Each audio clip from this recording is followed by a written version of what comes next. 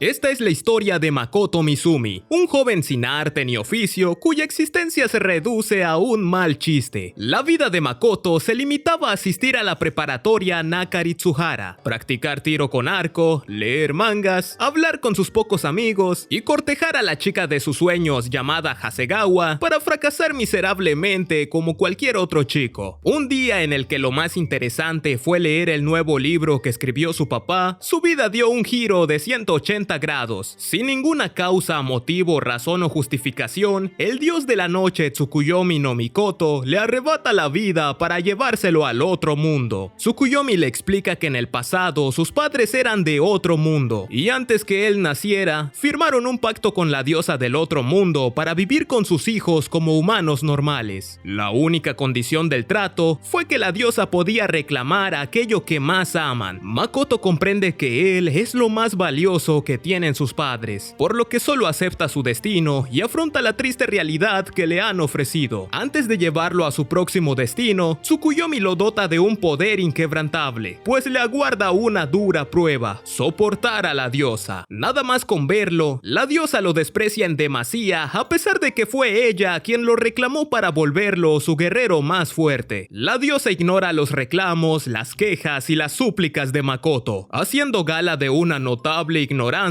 aferrándose a sus caprichos. Sin más alternativa, la diosa le otorga el don de comunicarse con todos los seres de la creación, excepto con los humanos, obligándolo a comunicarse a través de globos de diálogo. De esta forma le da una patada y lo deja a su suerte en el nuevo mundo. Pero Tsukuyomi le otorga el don de la libertad para aprovechar la sangre de héroe que duerme en sus venas. Sin más se despide de su reciente discípulo, pues debe dormir un par de siglos para recuperar la energía. Makoto es arrojado a un páramo estéril donde deambula por días sin encontrar a otro ser vivo con quien hablar. Cuando parece sucumbir ante la locura, una voz grita por ayuda. Sin pensarlo dos veces, acude a salvar a la voz en apuros. La pequeña jovencita se presenta como una alta orca llamada Emma, que se perdió en el camino a la montaña divina para sacrificarse al dios dragón Shen para salvar a su aldea de la densa niebla que los aflige. Antes de terminar con su vida, Emma le ofrece enseñarle a su salvador los hechizos de fuego que le ayudarán en su cruzada. Makoto aprende fácilmente los conjuros que los orcos tardaron siglos en crear. Sin embargo, la inteligencia y la bondad de Emma lo conmueven al punto de subir a la montaña sagrada y pelear con el invencible Shen para salvarle la vida a su improvisada maestra. Makoto consigue enojar al milenario dragón que desciende del cielo para devorar al insolente humano que osó a perturbar sus dominios.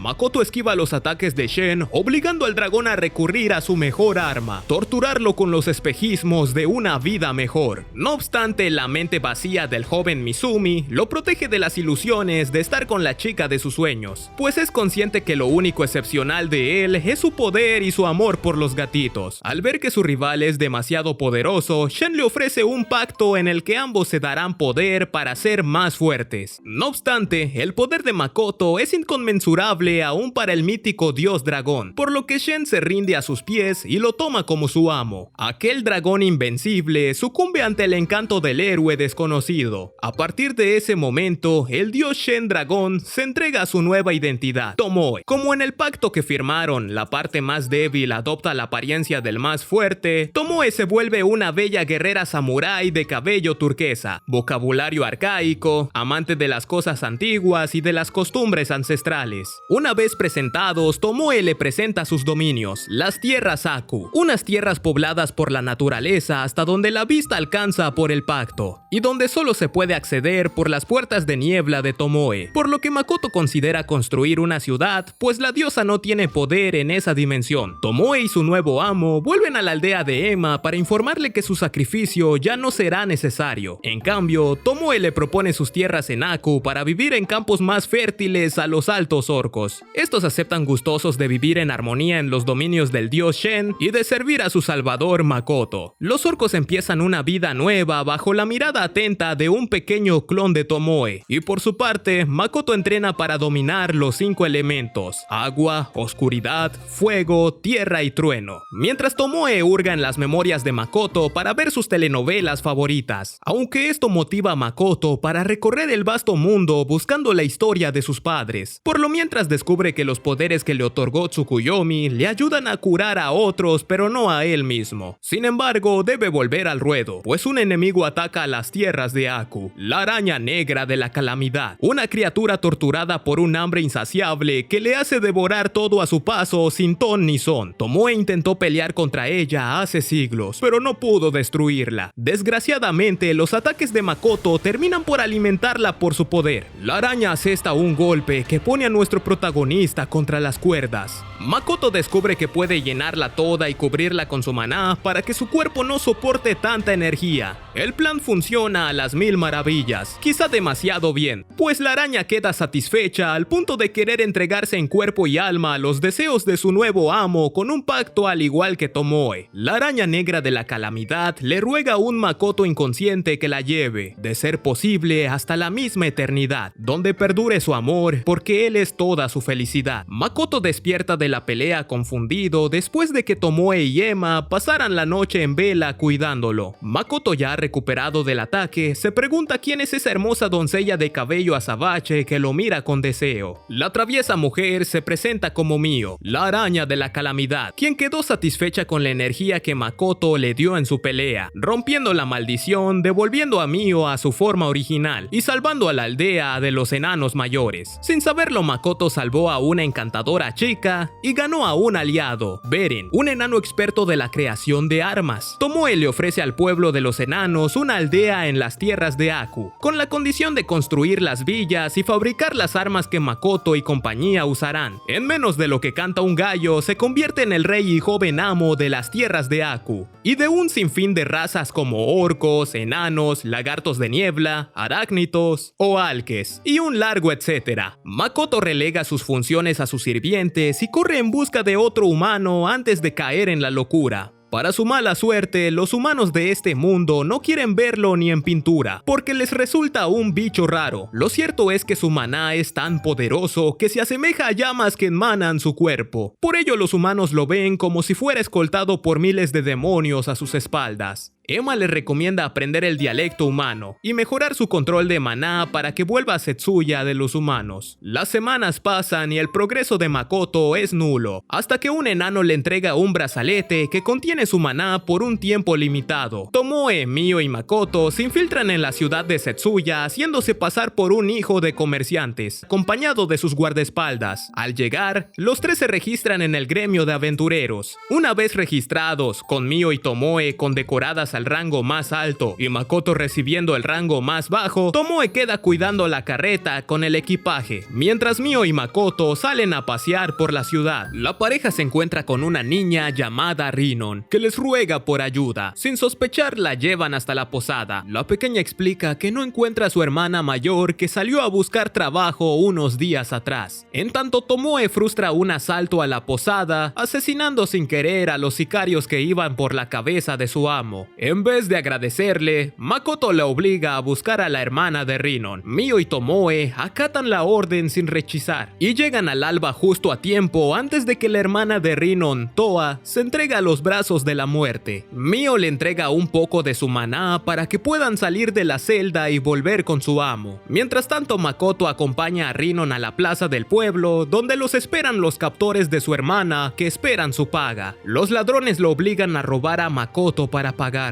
De vuelta con Tomoe y Mio, las chicas descubren que el aventurero más fuerte del gremio es parte de la pandilla de ladrones que aterroriza al pueblo. Mio y Tomoe pueden tolerar que esos canalles siembren terror en los inocentes, pero jamás aguantarán que hablen mal de su amo. Las chicas desquitan su furia en el pulcro rostro del aventurero más fuerte. La ira de las guerreras sacude a la ciudad desde sus cimientos, destruyéndola sin que quede huella de los edificios que alguna vez adornaron a la urbe. Al final del día, Rinon y Toa se funden en un tierno abrazo que vuelve a unir sus caminos que jamás debieron separarse. Por su parte, Makoto castiga a sus subordinadas por su travesura. Luego de huir del desastre que provocaron en la Setsuya y modificar los recuerdos de los sobrevivientes con los poderes de Tomoe, Makoto y compañía emprenden el viaje a un nuevo poblado con los nuevos compañeros, Louisa, Ranina y Hasal, un maestro alquimista. A fin de evitar problemas entre Mio y Tomoe,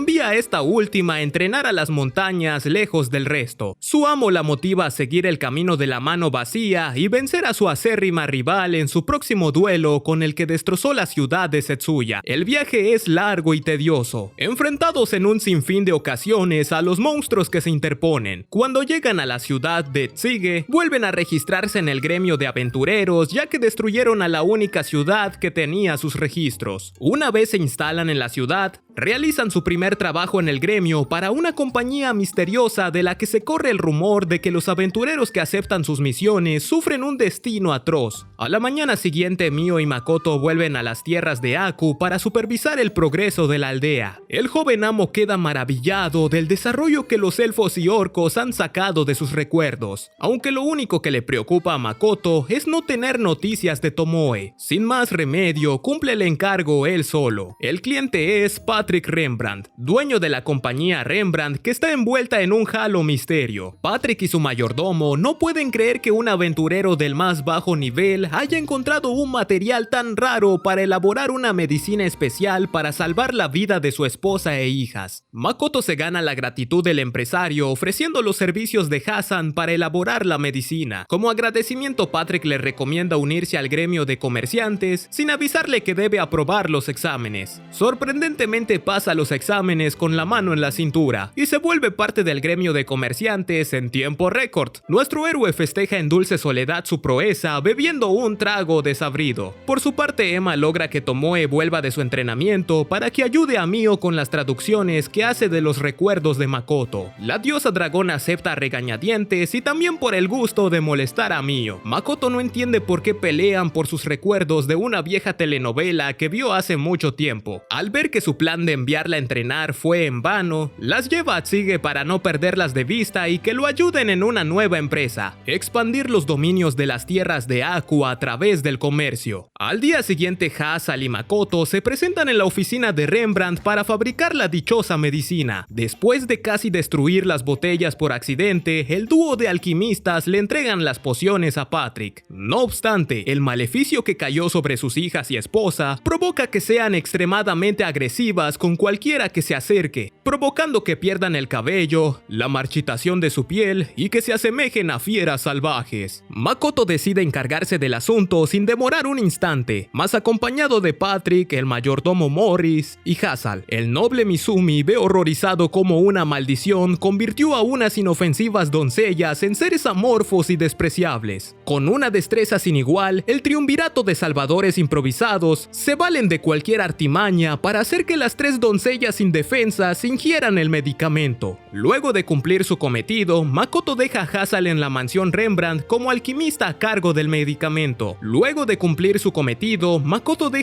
en la mansión Rembrandt como alquimista a cargo del medicamento. Al salir se topa con Tomoe y Makoto, que lo esperan pacientemente, al igual que 20 asesinos que vienen por la cabeza de Makoto. El líder del clan, Lime, declara que estarían a salvo si no hubieran aceptado el encargo de los Rembrandt. El combate dura apenas un parpadeo. De un momento a otro, Tomoe tiene a Lime en sus manos. La diosa dragón se apiada de él para no dejar viuda a su mujer. Lime aclara que jamás fue su intención embrujar a las mujeres Rembrandt, solo quería darle una lección al empresario. Esa tarde, Lim le da la cara a Patrick y acepta su responsabilidad. Como sus hijas y esposa se recuperan favorablemente, el señor Rembrandt le perdona la vida, pero lo veta del gremio de aventureros. Tomoe se aprovecha de la situación y lo contrata como un espía personal para investigar a todos sus rivales y amigos. Más adelante, Makoto y compañía regresan a las tierras de Aku. Al llegar, Emma les informa que los soldados perdieron la confianza porque no pueden vencer a Tomoe y Mio. Makoto resuelve unir a los orcos y lagartos en un duelo, con el fin de levantar el ánimo de las filas. Los primeros enfrentamientos son dignos de una fábula,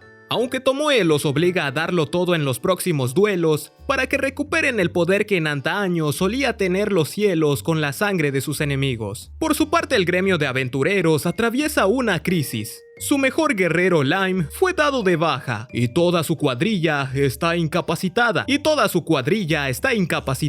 Al ser su culpa, Makoto y Tomoe se aseguran de buscar una maestra para entrenar a los reclutas. Makoto propone que Toa se encargue de entrenar a los reclutas por su experiencia como ladrona. No obstante, Tomoe siente algo en los ojos bermejos de Toa. Hay algo que le recuerda al joven amo a una mujer del viejo mundo. Como no dejará que una recién llegada le robe a su amado Makoto, ella se encarga del entrenamiento, obligando a Ranina, Loisa, Toa y Hasal a estar en la madriguera de las bestias más peligrosas del reino. Para su sorpresa, sus reclutas se liberan de los monstruos y regresan a Tsuge cuando muere la tarde. Volviendo con Makoto y los Rembrandt, la única forma de abrir un negocio en la ciudad es siendo un espía del estado, o sea que cualquiera que compre un local debe dar información a las autoridades de las actividades sospechosas de los habitantes. Patrick le ofrece un contacto en una ciudad neutral que puede ofrecerle un local para abrir el primer negocio de su tienda de material importado desde las tierras de Aku. Determinado a expandir su catálogo de plantas y frutos, envía un grupo de alques al bosque de Tinark, aunque hay una tribu desconocida que custodia el fruto prohibido. Por el momento, Makoto y los habitantes de la aldea de Aku disfrutan de un gran banquete antes de que empiece la próxima parte de su aventura. La fiesta marcha con normalidad, cuando de pronto un frío sepulcral recorre los cuerpos de Tomoe y Mio. Al no sentir la presencia de su amo, lo buscan con desesperación, temiendo lo peor. Para su fortuna encuentran a Makoto practicando tiro con arco como en sus días en la tierra. Resulta que su mente se calma y parece estar muerto. No obstante, ese no es el mayor de sus problemas. La cantidad de su maná que alcanzó desde su llegada al nuevo mundo se está haciendo imposible de ocultar, asemejándose a los de un dios. Si no controla su maná lo antes posible, la diosa descubrirá a Aku y los matará sin dudar. El miedo de encontrarse con la diosa abruma su cabeza de noche y día. Makoto sale a pasear por las calles vacías de la ciudad, topándose con un semihumano en el camino y con una mujer de la vida galante que le ofrece sus bondades por un buen servicio. Este último enfurece a Tomoe y Mio, que lo recluyen en la habitación para mostrarle lo que es bueno. Por primera vez las otrora enemigas se ponen de acuerdo para enseñarle a su joven amo los placeres carnales, pues no hay cuerpos más capaces que los de ellas. Desafortunadamente, Makoto huye de la escena porque tiene mejores cosas que hacer, como probarse un nuevo traje y accesorios que oculten su maná, o adentrarse en el bosque de Tinark con Mio para distraerla un rato y olvidarse del bochorno del otro día. Todo parecía marchar a la perfección por unos bellos 31 minutos, hasta que su momento romántico es interrumpido por un grupo de ladrones y por unas hermanas ogro del bosque, Aqua y Eris, que custodian las flores de Ambrosia. Mio mira con rabia cómo su fantasía de vivir una vida junto a su amado Makoto se desvaneció en un minuto o menos. Incapaz de controlar su ira asesina, se deja caer en el campo de batalla, obligando a Makoto a llevarla cargando. La joven Mizumi se adueña de la situación, dándole a Mio algo de su sangre para traerla en sí. Después de un breve intercambio de golpes, las hermanas ogro aceptan escuchar la oferta de comerciar las flores de Ambrosia con el resto del mundo. Aqua y Eris le presentan al consejo de ancianos que determinarán si aceptan el trato o no, y ya que están de paso, las hermanas les presentan a su maestro, un legendario ogro que no conoce la derrota, hasta que Mio lo saca volando por la puerta por atreverse a tocar la mano de su amo. Este hecho sin importancia le revela que los líderes ogros están tramando algo oscuro. Más pronto que tarde, esa misma noche, el demonio con el que hicieron los tratos consume sus patéticos cuerpos mortales para hacerse paso hasta llegar a su verdadero objetivo, Makoto Mizumi. El lich desalmado toma a Makoto entre sus pútridas garras, saboreando con ansias el valioso conocimiento que mora en la mente del joven Mizumi. No obstante, este le demuestra por qué es el amo y señor del gran dios Shen y de la araña negra de la calamidad. El lich se rinde al ver que su enemigo está a años luz de sus poderes. El lich le confiesa a sus captores que hizo todo para volverse un Grand, la última forma de la evolución humana que podría recorrer mundos y dimensiones viajando por las costuras del cosmos. Makoto queda embelesado por la idea de conocer otros mundos diferentes a los de la diosa, o quizás volver a casa con sus padres y hermanos. Sin embargo, las posibilidades son minúsculas, que es casi un suicidio. Mientras investigan la posibilidad de viajar a otros mundos, Makoto le entrega un poco de su maná maná a Lich con el fin de devolverle la vida. El nuevo miembro se presenta como un hombre alto, lustroso y varonil llamado Shiki. De pronto, una explosión desde la lejanía sacude el corazón de Aku. Tomoe cae fatalmente herida, lamentándose de no proteger a la aldea. Makoto corre a la zona cero del estallido acompañado de Shiki. Gracias a los poderes de este último, encuentra las primeras víctimas del atentado, una pequeña orco y un alque que la acompañaba. La niña le indica dónde fue el centro de la detonación. Makoto rastrea cualquier indicio que lo lleve al responsable, pero lo que encuentra es mucho peor que todo lo que esperaba. Esa persona que robó las armas de los enanos, golpeó a una niña indefensa, asesinó a un orco y al pequeño fragmento de Tomoe, fue esa cortesana que se topó aquella noche en Sige y trató de robar las flores de ambrosia en el bosque de Tinark. ¿Y todo para qué? Para demostrar una falsa superioridad humana. Lleno de rabia y frustración, Makoto se seca su llanto y sale a la casa de esa mujer. No solo quiere ejecutarla, quiere que pague sufriendo cada instante que le resta de su rastrera vida. La mujer despierta en un páramo estéril y brumoso debido a la explosión. Los ojos de Makoto, secos cual desierto sepulcral, se clavan en la mirada de la meretriz aventurera, presagiando su final. Apenas mediando un par de palabras, Makoto le hace saber que se arrepiente de no haberla asesinado cuando tuvo la oportunidad. Le corta las manos y la mira desangrándose hasta que sus alaridos de dolor lo fastidian y le da punto final a su rastrera vida. Al recobrar la calma, Makoto Mizumi asume que ha matado. Después de muchos años, llora amargamente porque la muerte volvió a tocar a su puerta. Al volver a Aku, finge tranquilidad al tiempo que asume el asesinato que lo prometió como el rey de Aku.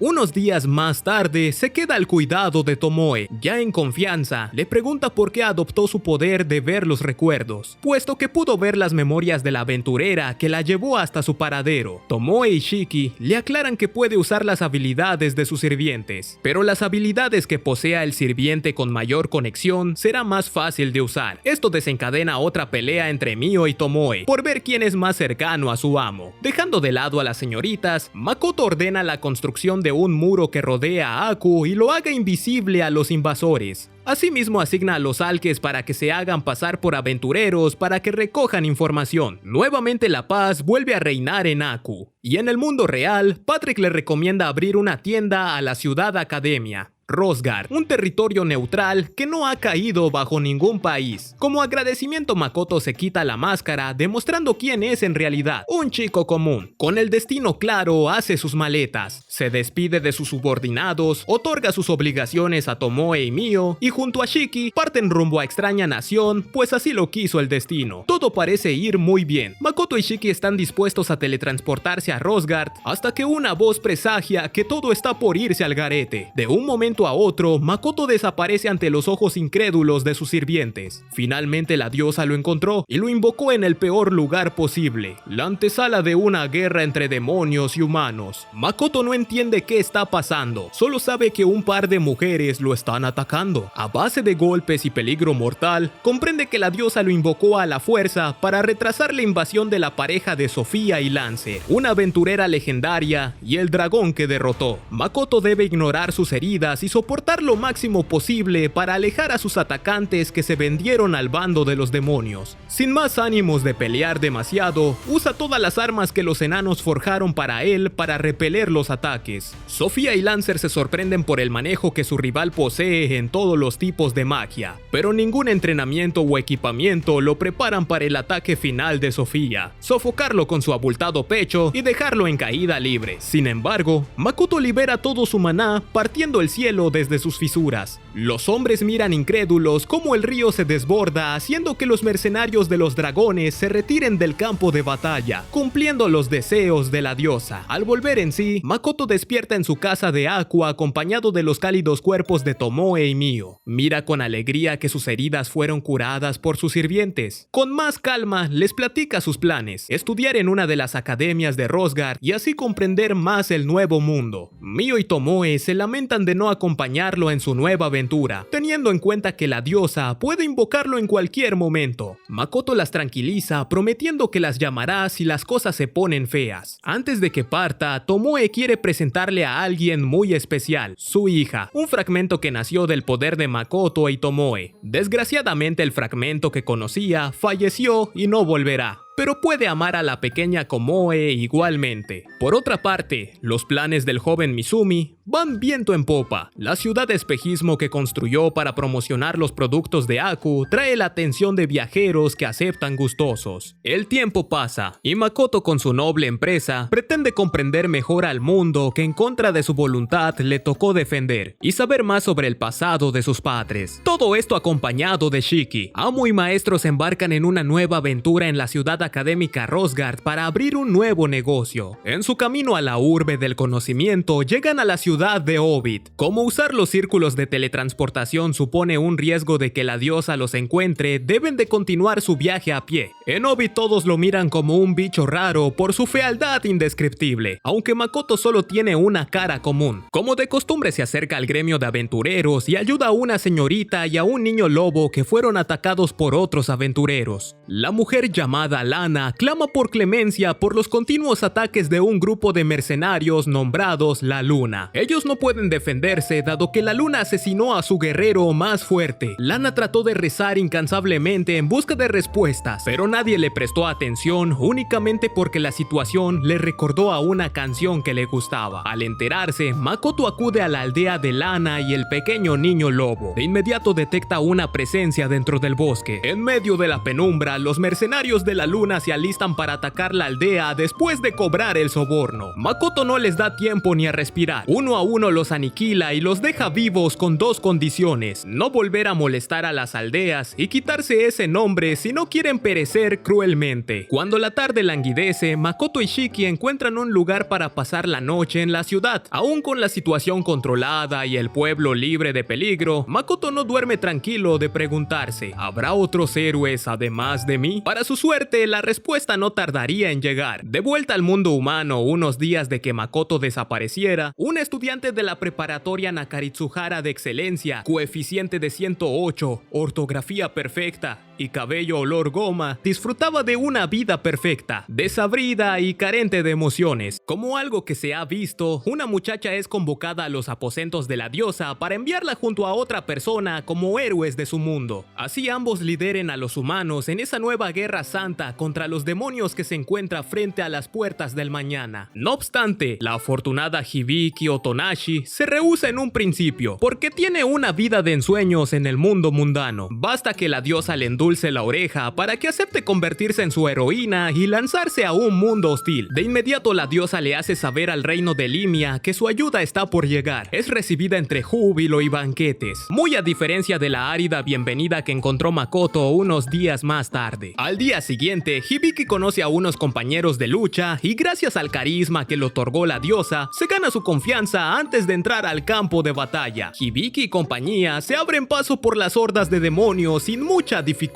Todo eran risas y camaradería, hasta que una entidad de maldad ancestral y hambre insaciable le demuestra a la impecable Hibiki que ningún héroe se hizo sin mancharse de fango y sangre. Luego de ser llevada a Limia huyendo del ente, Hibiki mira a su equipo sano y salvo, aunque algo en su corazón se alteró. Con la mirada clavada en su derrota, jura ganarle a ese ser invencible que la puso en ridículo, la araña negra de la calamidad, o mío para su amo Makoto. A su vez, otro estudiante de la misma preparatoria, un chico frágil y hermoso conocido como Tomoki Iwashi, es llamado por la diosa por las mismas razones que los otros dos héroes. Tomoki acepta sin rechistar, dado que en el mundo humano era acosado por su belleza casi femenina. La diosa le da fuerza, carisma y todo eso que tienen los otros dos, salvo por una excepción: será inmortal durante las noches, siempre que haya luna en el cielo. Antes de irse, Tomoki le pide un par de cambios a su apariencia para adoptar mejor su papel de héroe. héroe. De esta forma llega con su cuerpo varonil y de plateada melena al reino de Gritonia, aunque sus habilidades de carisma levantan desconfianza en la familia real. Sin embargo, este recelo pasa desapercibido por el inocente Tomoki, que va conquistando damiselas por donde camina hasta instalarse en el generoso busto de la princesa Lily. Princesa y héroe comparten el hecho real. Agotado, Tomoki descansa abrigado con las más finas sedas, sin saber que ningún albino que duerma con una princesa termina bien. Algún tiempo más adelante, los héroes de Limia y Gritonia están próximos a conocerse. Hibiki se muestra nerviosa y Tomoki no se aparta del lado de Lily mientras desborda una explosión de soberbia regia. Hibiki nota algo en el semblante del arrogante Tomoki que le recuerda a un apuesto modelo de revistas que huía de los bravucones. Esto molesta enormemente a Tomoki y se enfoca en la campaña que les espere cuando la luna alcance su punto más alto. Los héroes enfilan a sus tropas atravesando el campo hacia una fortaleza demoníaca, no sin antes pedir la bendición de la diosa para la batalla. Al otro lado de las murallas, los demonios los esperan pacientemente, pues no saben lo que les espera. Un resplandor rosa revela que cayeron en un círculo mágico que aniquila a casi toda la compañía. Como pueden, se aferran al aire en espera de la caballería. Hibiki y Tomoki se enfrentan contra el demonio sin sospechar que este les arrebatará la bendición de la diosa. Tomoki levanta la mirada al cielo y al no encontrar la luna, opta por huir con el rabo entre las patas antes que morir por la patria que debe proteger. Sin embargo, Hibiki y su equipo se plantan en la zona de guerra y resisten hasta que la diosa se apiada de ellos,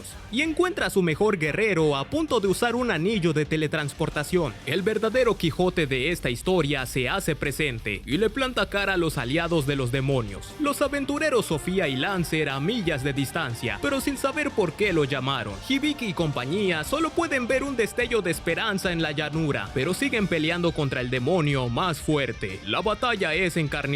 Sus opciones de salir se les agotan a cada segundo. Antes de que la muerte los alcance, la lugarteniente de Hibiki, Naval Porlar, entrega su vida en el campo de batalla para que sus amigos puedan tener una vida tranquila, como la que ella nunca tuvo. A lo lejos, un destello pintando el cielo de naranja anuncia el trágico final de Naval. Hibiki sufre la pérdida de su mejor amiga en el nuevo mundo. Por su parte, Tomoki no puede con la careta de vergüenza por abandonar a sus aliados a media pelea. Volviendo al presente, Makoto ignora todo lo que hizo por los otros héroes. Por ahora tiene la mirada fija en la ciudad Rosgard, que yace a unos pocos días más caminando. Una vez que Shiki y su amo anduvieron rondando de acá para allá sin medida, y antes que el cuerpo les diga que no, que paren, que ya está cansado, llegan a la urbe del conocimiento universitario. Si bien la ciudad los impresiona, el primer escenario que se topan los decepciona. Un grupo de 4 estudiantes de la Academia Rosgard hostigan a una chica sin motivos aparentes. Makoto se acerca a preguntar, pero estos lo toman como tonto. Antes de que Shiki asesine a los jóvenes que llamaron tonto a su amo, Makoto se encarga de la situación y se lo saca de encima sin mucho problema. Una vez que salvan a la chica, esta les recrimina, pues no pidió su ayuda. Para quitarse el mal sabor de boca y descansar, buscan una posada cerca de la academia más cercana, dado que el examen de ingreso es en 3 días. Gracias a un error del mayordomo Morris, Makoto deberá presentar el examen para docente, en vez de postularse como un mero estudiante. En vista que no pueden cambiar el proceso de admisión, Makoto toma el examen del maestro. Para colmo de males, aplica el examen de habilidades, una dura prueba de 3 días a la intemperie que pone a prueba sus habilidades. Consta de encontrar 3 orbes mágicos de distinto color que se obtienen usando un tipo de hechizo o ataque concreto. Makoto los obtiene puliendo la potencia de maná. Se libra de un asesino que fue contratado por un cliente misterioso que quiere verlo muerto, y al finalizar los 3 días, vuelve a la academia con un orbe de cada color, siendo el único aspirante en conseguir traer todos los orbes, recibiendo el puesto de profesor interino por sorpresa de sus colegas. Así empieza la nueva vida de Makoto Mizumi en Rosgard. Después de ser admitido, tramita su permiso para cubrir un negocio en la ciudad y es convocado por la academia ese mismo día. Se acercan al restaurante donde trabaja la chica que salvaron el otro día, llamada Luria, para comer algo como agradecimiento por rescatarla. Una vez con el estómago estómago saciado, hace tratos con la academia que le permitirán traer a los estudiantes siempre y cuando los instruya bien en el arte de la guerra. Por la tarde va a la biblioteca por materiales para su clase y para conocer a la bibliotecaria, Evan Ensland. El brillo de su cabello celeste y sus ojos profundos cual lago cristalino le recuerdan a unos ojos conocidos. La bibliotecaria le aclara que no es la única en Iceland en la ciudad. Su hermana menor trabaja como camarera en el restaurante que frecuenta. Makoto ya intuía que se parecía en algo a la chica que ya conocía, pero parece que la genética fue más gentil con la más pequeña de las hermanas. A la semana siguiente, Makoto y Shiki están listos para recibir a sus nuevos estudiantes, mentes puériles y hambrientas de conocimiento que ya forman rumores de su fealdad. Al empezar, Makoto organiza un torneo de combates para determinar al más fuerte. Los alumnos quedan boquiabiertos de presenciar el despliegue de habilidades que desbordan al profesor y su ayudante, asemejándose más a guerreros místicos que a simples maestros. Cuando terminan se percatan que los estudiantes están más asustados que impresionados. Makoto termina la lección temprano y deja a Shiki para que cure a una estudiante que fue herida por la pelea. En la siguiente clase solo quedan la mitad del grupo. Sin mediar palabra, Makoto les ordena a los sobrevivientes que lo ataquen sin miedo a matarlo. Como resultado, todos sus pupilos terminan al borde del desfallecimiento por el esfuerzo descomunal. La actividad les muestra a Makoto y Shiki qué roles tienen los estudiantes, así como la manera que pueden entrenarlos para aprovechar mejor sus habilidades. Al mismo tiempo, en el resguardo de la noche, un profesor y el asesino que intentó matar a Makoto se reúnen para ultimar los detalles de su asesinato. Makoto continúa su vida contento, sin saber que su existencia incomoda los intereses de otros en la ciudad. 2 semanas después, abren la primera tienda en el centro de la ciudad. Aqua y Eris llegan a Tsuge para apoyar con el local, convenciendo a Makoto de darles trabajo. El negocio y las clases van viento en popa, pero las constantes propuestas de matrimonio que le caen del cielo a nuestro héroe le agobian. Al final de cuentas, Makoto está comprometido con conocer más sobre el mundo y desentrañar el pasado de sus padres paralelamente. Tomoe y su asistente Lime investigan el origen de un lago que está maldito por una pelea entre un aventurero y un ser mitológico que apareció repentinamente. De la nada, unos viajeros piden hablar con ellos. Para su sorpresa, son Lily, Tomoki y una pequeña domadora de dragones conocida como Mora, que llegaron con la excusa de investigar sobre el lago que surgió en los límites de las fronteras. Pese a sus intenciones, Lily está más interesada en la katana que lleva Tomoe. Al principio tratan de comprarla, pero Tomoe se niega rotundamente, y ni los poderes de Tomoki pueden cambiarla, pues su alma y su carne le pertenecen a otro héroe. Tomoki intenta intimidarla, sin saber que en el pasado, la gran diosa Shen desayunaba a héroes como él. Con una penetrante le recuerda que solo es un niño asustado con un disfraz bonito. Tomoe fingirá que la ofensa de una simple princesa profirió al tratar de comprarla, desapareciendo a la vista de los intrusos, dejando en el patético Tomoki una obsesión por ella que jamás superará. Esa misma noche regaña a Lime por tentarse por dinero mundano, obligándolo a practicar con ella hasta que se aburra. A su vez, Mio, que se había embarcado en un viaje por el mundo para perfeccionar sus habilidades culinarias desde que Makoto partió a Rosgard, está en una playa aprendiendo a diferenciar tipos de algas marinas. Mio examina exhaustivamente cada parte del alga cuando siente un cúmulo de colmillos yendo hacia ella. Sin esperarlo, un lobo emerge de la arena y la ataca. Mio se la quita con apenas esfuerzo. Antes de matar a la bestia, su dueña se hace presente para disculparse y curar sus heridas. En cambio, le pide que separe las algas en 2 tipos, aunque la chica le enseña a diferenciarlas y a cocinar la dichosa sopa de miso que su amo disfruta. Así Mio conoce a Hibiki y su grupo. Un par de días más tarde, se une a ellos en un viaje hacia Tsuge. A medio viaje, Mio nota la presencia de una mantis gigante. A fin de medir la fuerza del equipo de Hibiki, los deja luchar contra el bicho. Hibiki y compañía dan un combate lamentable, que casi los deja sin un miembro. Mio se encarga de la alimaña, que le rompe el kimono favorito de Makoto. Mio entra en un estado de cólera indescriptible. Como respuesta, destroza a la mantis desde su célula más diminuta, haciendo que tenga una muerte lenta y dolorosa. Al día siguiente lleva al equipo a Tsuge para que conozcan la tienda de Makoto en la ciudad. Como son vulnerables a cualquier ataque, el enano Beren propone fabricarles trajes para todos que irán pagando. Inicialmente Mio se preocupa por el poco tiempo que tendrán para que Hibiki le enseñe a cocinar, así que para afinar su confianza, le sugieren que sean escoltados por el equipo de Toa. Hibiki accede y se empecina en enseñarle a cocinar a Mio en el poco tiempo que cuentan. En Rosgard, Shiki alista las ogras para que cuiden de la tienda, pues pues Makoto volverá a Aku para ver a Tomoe, Mio y los demás. Con la tienda en buenas manos y con un par de días libre, Makoto regresa a las tierras que nunca debió haber abandonado. De pronto el ambiente se hace insufrible. El calor sofocante no combina con la blanca noche a la que están acostumbrados, pero lo pasa por alto y se apresura a llegar al hogar porque sus súbditos lo esperan para celebrar su regreso. Luego de mucho tiempo vuelve a ver la cálida sonrisa de Emma, la mirada confiada de Tomoe y los particulares platillos de Mio. Makoto se sorprende por el exquisito banquete que preparó su otrora inepta cocinera. Una vez con el apetito saciado, Makoto se reúne con Tomoe para estar al tanto de los enemigos. Tomoe le platica del engreído Tomoki que trató de comprar su katana y de la princesa Lily que seguramente trama algo relacionado con las armas de fuego. Makoto le ordena no matarlo y estar atentos a lo que pueda provocar en un futuro. Por lo tanto, ella, Shiki y Makoto indagan sobre la ola de calor que supuestamente provocan las puertas de niebla que Makoto creó, que está afectando a los pobladores. Tomoe investiga y Mio le agradece su valiosa ayuda a Hibiki, que debe partir antes del alba para llegar a Limia lo antes posible. Maestra y alumna desean que el tiempo fuera eterno para seguir aprendiendo, pero el tiempo apremia en la guerra que se hace eterna. A la mañana siguiente, Makoto atiende a Beren. El enano le muestra los restos de la mantis que destrozó el kimono de Mio. El bicho consumió un espíritu de viento que le fue implantado de manera artificial. Antes de preguntarse quién hizo eso, el responsable se arrodilla implorando clemencia. En sus días como Lich, Shiki experimentó con bichos y crustáceos para alimentar a espíritus con su cuerpo y ver hasta dónde llegaba su poder. Esa tarde Emma y Makoto tienen una audiencia con representantes de 3 especies que quieren vivir en Aku: alados, gargonas o medusas y al-elemeras o hadas. Los forasteros solicitan un lugar para vivir, parejas para reproducirse y respeto de otras especies efectivamente. Makoto les da luz verde a los 2 primeros aspirantes, hasta que los al-elemera colman la paciencia de la tierra Enma, que no le tiembla el impulso para expulsar a las hadas por la puerta de atrás. Finalmente los trámites concluyen, dándole un espacio a los alados y gorgonas para que engrosen las filas de Aku. Al mismo tiempo, en la Academia Rosgard, los rumores sobre un par de estudiantes que tienen fama de ser crueles hasta extremos criticados. Un problema termina y otro nuevo empieza. Las puertas de niebla provocan una temporada de lluvias que amenaza con arruinar las cosechas y pudrir sus provisiones. Makoto deja las cosas a sus sirvientes como de costumbre, pues debe volver a supervisar a la tienda en Rosgard. Cuando llega Eris y Aqua, muestran los frutos de su esfuerzo, solicitando su paga desesperadamente. Makoto calma la abstinencia de sus empleadas adictas a las bananas. De vuelta a la academia, su compañero maestro Brick le encarga más pomadas mágicas que son una maravilla curativa. Makoto acepta encantado y rápido atiende a las nuevas estudiantes que solicitan un lugar en su clase. Las interesadas son Karen Force y las hermanas Rembrandt, Shiv y Juno. Sif y Juno se reincorporaron al estudio después de recuperarse del maleficio que Hasal y Makoto le ayudaron a quitarse. Ya presentados, Makoto se lleva a los 5 estudiantes veteranos a las colinas para seguir con su clase. La actividad es pelear contra un hombre lagarto como su vida dependiera de ello. En tanto repite la primera actividad con Juno, Shiv y Karen. Como era de esperarse, ninguno de ellos pudo superar la prueba. Shiki se encarga de darle ánimos a sus jóvenes pupilos. En tanto, Makoto encara a Karen, que se sabe de sobra que es un demonio infiltrado. La impostora, en su frustración, intenta embrujar a su profesor. Makoto ignora que trató de ponerle un maleficio a un héroe de la diosa. Sin tapujo le pregunta si la verdadera Karen fue asesinada y su identidad quedó bajo el control de Rona, una de las 4 generales del rey demonio. Puede que Makoto sea un héroe, pero también es un comerciante, por lo que no interferirá. Únicamente quiere obtener la mayor información posible y usarla a su beneficio. Rona le cuenta que se infiltró en la academia para investigar y detener los experimentos secretos que hacen con humanoides en Rosgard. Esto preocupa a Makoto, pues han desaparecido varios humanoides en la ciudad y teme que el gremio de asesinos esté involucrado. A fin de ayudarlo, le pide a Aqua, Eris y Lime que investiguen el caso. Shiki le recomienda a su amo que no se fíe de ella, dado que se cuenta en el bajo mundo que le debe dinero al rey demonio y le es muy fiel, y no debe quitarle el ojo de encima. Mientras tanto, ambos acuden a la humilde morada de Juno y Shiv porque Makoto se siente mal de no haberlas visitado cuando estaban enfermas. Las hermanas lo excusan, pues ellas ya castigaron a su padre y Morris por equivocarse con su documentación, haciendo que tuviera que hacer el examen para profesor de la academia. Finalmente Makoto entiende por qué sus alumnos tejen rumores sobre la brutalidad de las hermanas Rembrandt. Al caer la noche, Lime barre las calles rastreando a las posibles responsables de los experimentos. La noche cae indiferente sobre la ciudad. Eri, Aqua y Makoto abren la tienda en la mañana, pero Lime no está, temiendo que su espía haya muerto o peor aún, que haya sido capturado por el enemigo. Lo que sucedió fue que Lime se topó con un hombre de blanca cabellera y nobles modales que lo atacó con una fuerza avasallante antes de desaparecer. Lime cayó al suelo sin saber la identidad del atacante. En medio de la pelea, una conocida de Makoto, la bibliotecaria Eva, lo encontró malherido. Ambos fueron encarcelados en las mazmorras de un edificio abandonado. Eva le revela que hay infiltrados de una organización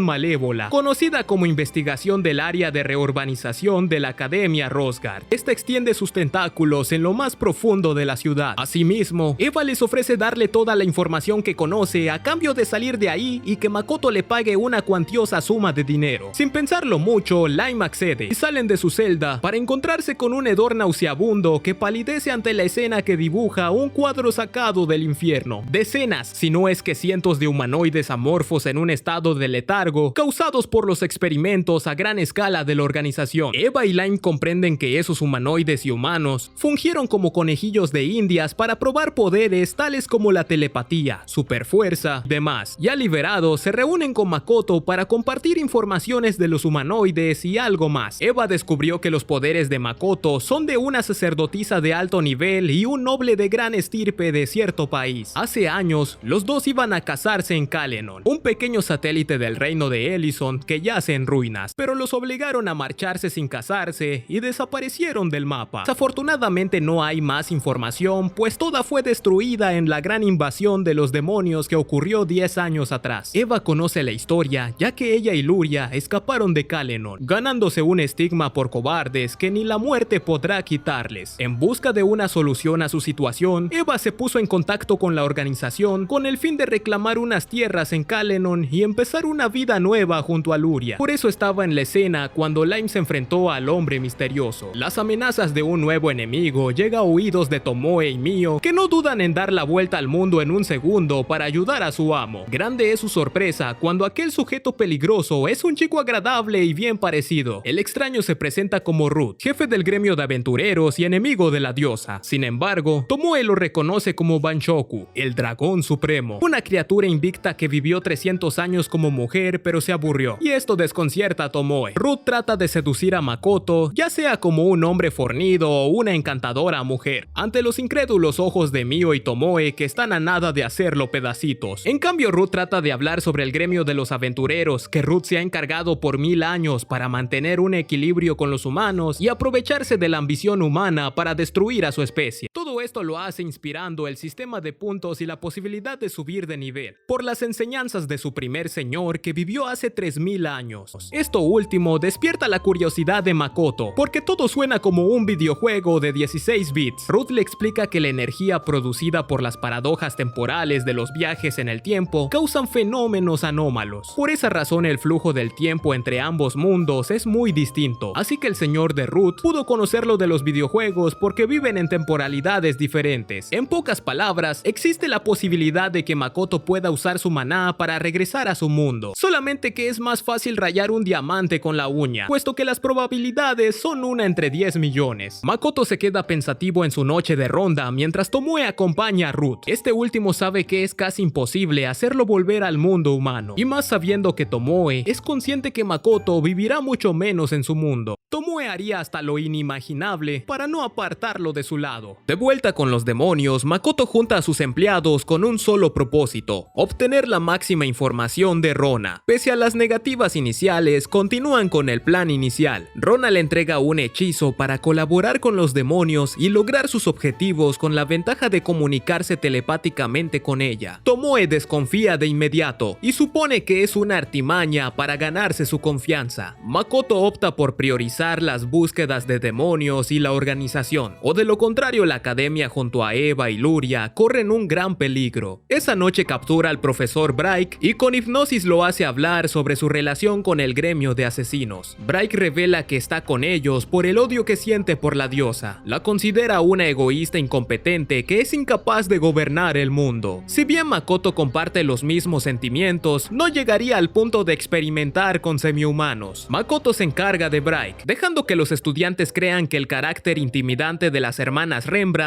fue la razón de su dimisión repentina. Por su parte, Shift y Juno no conocen de los rumores y se enfocan en la clase de Makoto. Dado que el verano se aproxima, los chicos le piden a su maestro que los entrene durante las vacaciones. Muy a su pesar, Makoto atiende sus demandas con la condición que Juno y Shift vuelvan a casa de su padre, pues este le pidió que las llevara para darle seguimiento a su recuperación. Los estudiantes siguen atendiendo las clases, aprendiendo poco a poco de sus errores hasta que la dureza del entrenamiento por poco termina en tragedia. Makoto y Shiki se proponen continuar con el entrenamiento, procurando cuidar sus ambiciones para que no sucumban en el juego de Ruth. En sus días libres los chicos se adentran en las profundidades del bosque, cazando a todos los monstruos que se topen en su camino. No obstante, están muy lejos del nivel suficiente para cazar siquiera a un semidragón, por ende Eris los salva de ser comidos. Con ello empieza el verano. Los alumnos de la Academia Rosgard acuden a un campamento de supervivencia para subir de nivel. Paralelamente, Makoto acude con Ruth con el propósito de aumentar la cantidad de maná que puede consumir de una vez de forma eficiente. Ruth lo considera como un despropósito, puesto que tiene más maná que cualquier otro ser vivo de la creación. Aún así lo ayuda, proporcionando su rutina de entrenamientos de maná. Durante 2 semanas Makoto vuelve a Aku a estudiar la rutina de Ruth, así como una tesis sobre el maná que le facilitó Eva. También se encarga de las tareas de gestión propias de un gobernante, tales como aprobar presupuestos, designar encargados de obras y tener un combate de prueba contra los alados. Al toque, Makoto deja en evidencia las debilidades de sus aliados y les incita a practicar sus formaciones. Los alados, motivados por las palabras de su señor, le piden un lugar en el torneo de Tomoe, pero Makoto lo niega por la supervivencia de los alados. Agobiado por el aprendizaje del maná, Makoto sale a dar una vuelta por los dominios y descansar un poco de su poder. En cambio, su poder es tal que cae fulminado por el exceso de maná exterior, teniendo que ser encontrado por Mio y Tomoe a la mañana siguiente. Recuperado de su estado, pone a prueba el hechizo escrito al final de la tesis. Así consigue materializar su maná exterior en una masa gelatinosa que obedece sus órdenes y se vuelve letal ante cualquier enemigo. Al día siguiente, Makoto y compañía asisten a la demostración de razas, una fiesta que congrega a las especies de Aku para demostrar su poder ante su amo. La prueba estrella es la competencia de la piedra. Cada una de las especies debe golpear con una piedra hechizada que determinará su fuerza. Ogros del bosque, orcos, lagartos, alques, alados y demás especies golpean incesantemente la piedra con resultados diversos. La joya de la corona son los últimos participantes. Mio se adelanta, seguida por Shiki, que logra partir la piedra en 2, finalizando con la demostración estrella, la materia de maná de Makoto. El estruendo se siente a reinos de distancia, como un grito del mundo creado por el dragón imparable Shin bajo el control de su amo, Makoto Mizumi, que se pobló por seres fantásticos que permanece invisible ante los extraños, al menos hasta ahora.